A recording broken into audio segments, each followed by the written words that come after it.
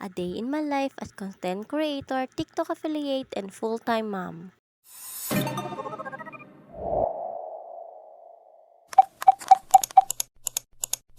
For today's video po ay kitang-kita nyo naman na ako'y bagong ligo dyan, o diba? Ako ho ay lalabas muna ng koral at talaga namang ako ho ay init na init diyan at gusto ko ho magpalamig muna, o diba? Langan naman kayo lang, syempre ako din, aba naman. Syempre ho, bago ako umalis, maglalagay muna ako din ng aking pampalagay sa mukha. Ito ho yung sunscreen na tinatawag, o diba? Kung itatanong nyo ho kung anong brand ng aking sunscreen, ayan, yung YouGlow ho. Dito ho ay makikita nyo yung normal na pagkatao ko kapag wala ho akong sunscreen. At syempre makikita nyo ho kung ano yung pinagkaiba ng may sunscreen ako at wala. Pero alam nyo gaho, kahit ako'y lagay ng lagay niyan, hindi naman ho nagbabago ang aking pagmumukha. Hiyangan lang talaga ho are. Pero kayo na ho ang humusga kung may pinagbago baga ho o wala. At kung may napapansin ho kayo dyan na may emoji na nakangirit sa inyo hanggang sa matapos ang video na ito, ay wag nyo na lang akong pansinin na tinatakpan ho niya ng aking bilbil. Ay sobra na ho sobrang dami na hong pinagbago, mapapunta sa katawan, mapapunta sa pagmumukha. Awan bagat ako'y nabuntis lang namat ng anak, pero bakit gayo naman karami ang pinagbago. Ari nga aho't pagkatapos ko mag-sunscreen ay naglipistik naman ako. Pagkakapula na naman ang labi ko niyan. Sa pagmamadali ko, nakalimutan ko na naman magsuklay. Yung ganun man nasanay akong hindi magsuklay araw-araw. Eh syempre paalis ako ngayon, kailangan natin magsuklay. Iba naman. Ako'y pa-cute-cute diyan. Bigla akong naalala yung nga palang ginagamit kung suklay ay nakatali diyan sa salamin. Di kayo muntik nang malaglag yung salamin. Yan ho, ay tinalian na ng mister at ilang beses na ho nawala ang aming suklay. Hindi naman bumabalik. Kaya yan, tinalian na. Pati ako na biktima.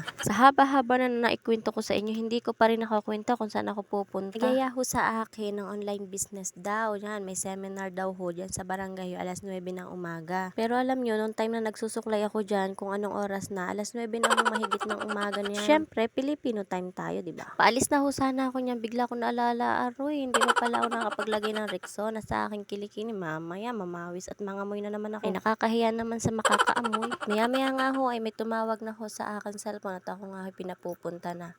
At andito na nga ako. At sa susunod na video ko na lamang po ipapaliwanag sa inyo kung ano po ba yung mga pinag-usapan namin dito. Syempre, pag-aaralan po muna nating maigi bago ko i-share sa inyo. Hanggang dito na lang po. Thank you for watching guys. See you on my next video. Bye-bye!